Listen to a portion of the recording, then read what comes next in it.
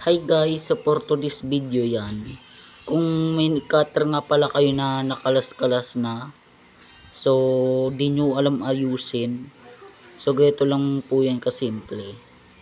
Yan.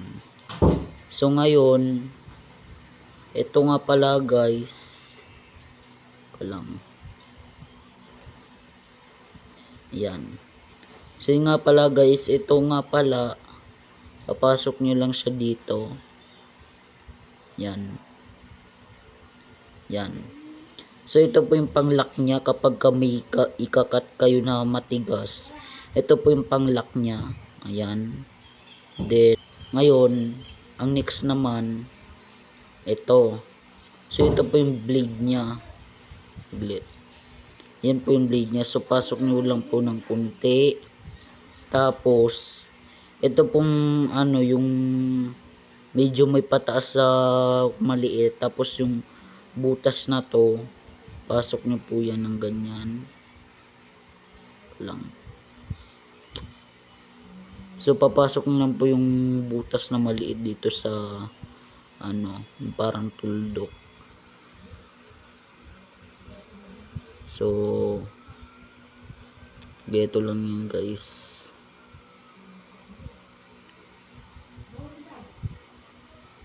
Baliktad. So yan, pasok na natin. Ito lang yan guys eh.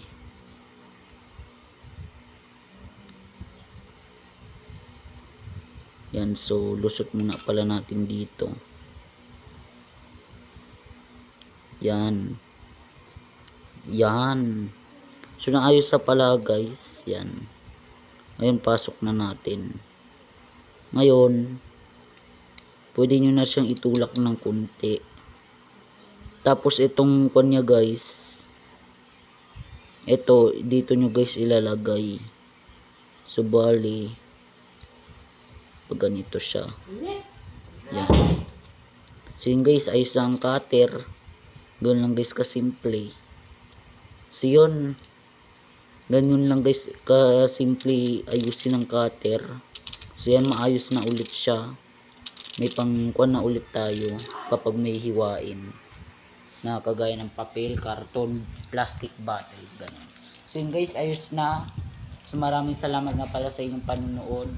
At huwag nyo nga pala kalimutan mag like, share, subscribe. And yun lang, bye bye.